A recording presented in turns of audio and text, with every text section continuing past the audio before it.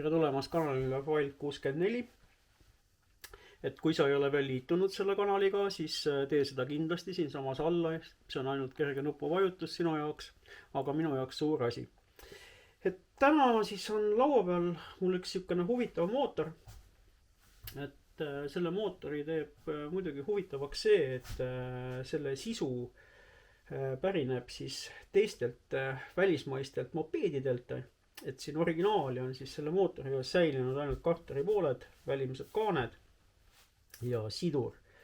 Ülejäänud siis nagu silinder ja väntvõll, need on siis pärit teistelt tootjatelt. Ja väntvõlli muidugi kasutan sellepärast, et siin on käigu erinevus esiteks, et see on Võrri originaal väntvõllis siis 2 mm pikema käiguga ja teiseks, et ta on tugevam kui Võrri väntvõll, ehk ta pöörete peal ei hakka elama seal karteris nii-öelda nagu oma elu. Silinder on siin kasutatud Piaggio Cialt, mis on siis toodetud Malossi poolt. Et kolvimõõtu on siin siis 43 mm ehk et 42 ja 43, ühesõnaga see annab siis kokkuvõttes kubatuuriks siin orienteeruvalt 60 kuubikut. Ja silinder on hästi kvaliteetne ja miks just kasutan Malossi, mitte teiste tootjate oma, sest et Malossil on siin külje peal siuksed suured kanalid ja ülevoolu kanalid on suht-koht lühikesed, ehk et siin on nagu seda takistust kõige vähem. Ja seda tundub minule, et on kõige lihtsam nagu panna sellele Võrri mootorile. Ja miks Ciao? Sellepärast, et ülepuhke kanalid asetsevad täpselt nagu Võrril, niimoodi diagonaalis. Mitte külgede peal, aga just nimelt diagonaalis. Selleks, et seda nagu paigaldada, ei ole vaja teha rohkem kui selline vaheplaat. Vaheplaat on siis mul tehtud niimoodi, et esimesed 2 polti või esimesed 2 kinnitust kinnituvad siis originaalkohtadesse ja tahapool on siis puuritud 2 uut auku, mis on siis keermestatud ja kinnitub samuti siis veel 2 6 mm kuuskant poldiga. Ja alguses ma tegin ka originaalkohtadesse kinnitused, aga ütleme, et selle tikkpoldi ja kinnituspoldi vahe jääb niivõrd minimaalne, et kuuskandi pead tuli niivõrd õhukseks käiata, et siin praktiliselt ei jäänudki neid alles. Sellepärast ma edaspidi olengi teinud asja niimoodi, et ma lihtsalt puurin karterile uued augud ja kinnitan ta niimoodi. Et see tundub oluliselt jätkusuutlikum variant. Et jah, et ütleme seal nüüd plaadi paksus sõltub siin kepsu pikkusest ja põhimõtteliselt nii ongi, et see siukene väikene käsitöö.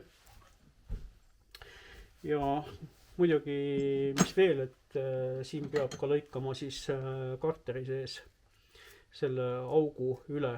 See tuleb siis lõigata 46 mm peale. Nii, siis edasi, mis siin veel siis nagu huvitavad. Huvitav on muidugi ja kõige huvitavam on selle mootori juures see, et siin on nüüd sisselase tehtud mitte läbi väntvõlli, vaid see on tehtud nüüd siis otse karterisse. Ja on tehtud otse karterisse läbi siis selle originaal karburaatori ava. Ja siin on siis tehtud niimoodi, et pool sellest või ütleme jah, üks osa sellest sisselaske kanalist on nüüd siis põhimõtteliselt mul vedelat metalli täis valatud ehk liimi täis valatud. Siit on see originaalpuks on siit välja lõigatud ja siia on siis pandud sisse Simmerling tihend, et saada karter hästi hermeetiliseks. Nii, siis teiselt poolt karter on muidugi nüüd streibinki täpselt üles võetud ja kogu sisu on siis seest nagu üle treitud, et siia selle augu ümber tekiks nagu siuke konkreetne tasapind on ju, mille suhtes siis hakkab tähendab, mille suhtes peab siis olema tihe väntvõll või väntvõlli põsk on ju. Tugevdusribid on siit samuti maha treitud, et saaks selle kanali võimalikult nagu laia või pika siis teha, et ta oleks võimalikult nagu suur. Selleks, et nüüd see laager saaks siin nagu hästi nagu määritud on ja selle jaoks on siia sisse tehtud üks lisakanal, mille kaudu siis küttesegu jookseb siis läbi laagri. Ja kohe näitame siis ka seda väntvõlli, et väntvõllil on samamoodi, et ühest küljest on siin nüüd ütleme väntvõlli alumisel tapil on siis läbiv ava, aga ma olen siia lisaks puurinud siia laagri taha ka sellise 7 mm augu, seda küll ei ole hetkel siit näha, kuna laager on ees, aga ütleme, et läbi selle augu siis käib ka selle sama laagri määrimine, et ühelt küljest siis nüüd tuleb see karteri küljest see kanal ülevalt ja teisest küljest siis on siin väntvõlli sees ka veel lisaava, et siin oleks selle laagri peal oleks siis niisugune küttesegu tsirkulatsioon, mis määrib seda asja siin. See väntvõll on algselt siis mingi Saksa mopeedi väntvõll, mis on küllaltki kitsas. Ta on nii palju kitsas, et ta mahub iseenesest originaalis siia nende võrrikarterite vahele, aga siis kuna kahele poole jääb küllalt palju ruumi, siis tuleb teha siia nagu ütleme, et niisugused lisahoorattad nagu külge, et siin süüte poole peal ongi mul tehtud nagu terasest hooratas ja teisele poole on siis tehtud alumiiniumist ja selle alumiiniumist hoorata poole pealt on siis välja lõigatud niisugune sektor, et see on siis sedasorti siiber on, et on tehtud sarnaseid asju, on lehtsiibriga, on siin paadimootoritel mingisugune tekstoliidist siiber, et mina tegin selle asja siis otse kohe nagu väntvõlli külge. Et sama teemat iseenesest kasutab ka Piaggio, aga tema ei tee nagu mitte, nendel ei tööta mitte väntvõlli siis see külg, vaid nendel töötab nagu see välimine raadius, et neil on nagu siit väljast lõigatud välja üks tükk, aga see jällegi teeb või raskendab ühesõnaga selle väntvõlli tasakaalustust. Et kunagi ma siin aastaid tagasi ma tegin ühe mootori T8 väntvõlliga põhimõtteliselt samasuguse niisuguse prototüüpmootori, kus ma lihtsalt võtsin selle väntvõlli tsentrite vahele, treisin ta sirgeks ja viskasin, ühesõnaga tegin selle koha siin nagu tihedaks ja panin selle väntvõlli siis sinna mootorisse. Faase, mingid asju, faasidele tähelepanu ei pööranud ja see asi isegi töötas. Aga tema miinus oli muidugi see, et ta töötas ainult kõrgetel pööretel, sest et ta lihtsalt selle sisselaske avas liiga vara, et seal on vaja seda asja natukene hilisemaks viia. Sulgumise faas nagu iseenesest sobib seal, aga just see avanemise faas ei sobi. Ja tolle mootoriga oligi nii, et ma eelmine sügis võtsin tolle uuesti lahti, keevitasin sinna julmalt sellele väntvõllile juurde, treisin ta ära, panin kokku ja ütlen, et minu imestus oli suur, kuidas moodi see asi suutis töötada. Et konkreetne mootor on ka juba, ütleme, et see sai nagu valmis siin märtsi alguses ja on sisuliselt, või teda on siin pooleteise kuu jooksul juba kääksutatud umbes üle 100 kilomeetri. Ja nüüd ma lihtsalt võtsin ta profilaktika mõttes lahti, et vaadata, mis siin siis nagu toimunud on. Et kas kuskilt on midagi vastu käinud, mingid kulumised asjad või ühesõnaga kõik on väga perfektne, et kõik töötab täpselt nagu mõeldud oli. Võtta. Et siukene huvitav sisselase ja muidugi mis on selle sisselaske suur eelis on see, ja esiteks on selle sisselaske ava on oluliselt suurem. Ehk et tema läbilaskevõime on parem. Ja teine oluline asi on see, et see ava on oluliselt pikemat aega täielikult avatud. Et siin ei ole nagu Võrri originaal väntvõllil, et see ava hakkab avanema, siis on ta hetkeks on ta täielikult lahti ja siis hakkab ta juba kinni kasvama. Et siin on põhimõtteliselt avanemiseks ja sulgumiseks kulub ainult kuskil 15 kraadi. Et Võrril on seal vist topelt, kui mitte rohkem. See sulgumis- ja avamisprotsessi aeg on ju. Et Võrrile muidugi võib teha siia ka selle väntvõlli otsa siukse jämeda.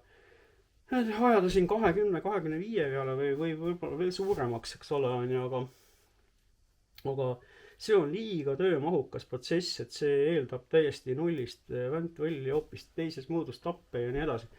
Et seda võib teha, aga ma leian, et selline variant on oluliselt lihtsam ja efektiivsem. Et jah. Aga jah, mis siis puutub, kuidasmoodi see mootor nagu selle väntvõlliga nagu käitub, on see, et see dünaamika on sellel mootoril hoopis teistsugune kui sellel mootoril, mis käib läbi väntvõlli, sest ma olen neid teinud nüüd erinevaid. Olen teinud sama väntvõlliga mootori, kus see sisselase käib ka läbi väntvõlli ja kui võrrelda nüüd selle mootoriga, siis sellel mootoril nagu alt otsast on jõudu oluliselt rohkem. Ehk et ta on isegi suuteline kuskilt 1500 pöörde pealt puhtalt gaasist hakkama astuma, nii et täpselt nagu traktor, et jõud on tal päris hea. Ja siukene magus siukene pöörete vahemik on tal seal kuskil 6 ja 7000 vahel. Et seal ta nagu töötab kõige mõnusamalt see mootor selle silindriga. Et jah, et ta nagu veab madalalt ja on suuteline ka suuremaid pöördeid arendama. Aga jah, ütleme, et siukene ideaal on kuskil 6-7 tuhat ja siis Riiga 7 peal on suurte ratastega, see on siis mingi 60 kilomeetrit kuskil tunnis kiirust. Et ma arvan, et seda on siukse lödiraami ja ilma piduriteta sõiduriista kohta piisavalt. Et näitan siis seda väntvõlliga lähemalt natukene, et selline ta siis on tehtud. Et kes soovib, siis võib kodus järgi teha. Ja teiselt poolt siis on see asi siukene. Et jah, et selle süsteemi nimeks mina panin PVK ehk et täpselt nagu, et kuna ma ei ole kuskil mujal näinud, et seda oleks nagu tehtud, siis nimetasin selle nagu enda nime järgi või enda siis nagu hüüdnime järgi on ju. PVK siis tähendab lühendus, või noh, PVK tähendab lühendus võrguvärk, et loen, et see on nagu minu leiutatud süsteem, et kui keegi tahab seda korrata, siis selle süsteemi nimi on PVK. Vot, ja siis sädet teeb sellel mootoril siukene süüde nagu PVL. See on siis sportsüüde, toodetud Saksamaal ja kasutatakse siis väga paljudel siukstel võidusõidumootoritel. Et see süüde siis toodab ainult sädet, ei midagi muud. Ja et seda nagu paigaldada, siis tuleb teha üks siukene vaheplaat. Selle vaheplaadi sees on siis Simmerling tihendane. Teiselt poolt nagu ikka siis jällegi õlituseks siukene kanal siia, et tihend kuivale ei jääks. Staator käib siis poltidega siia külge kinni.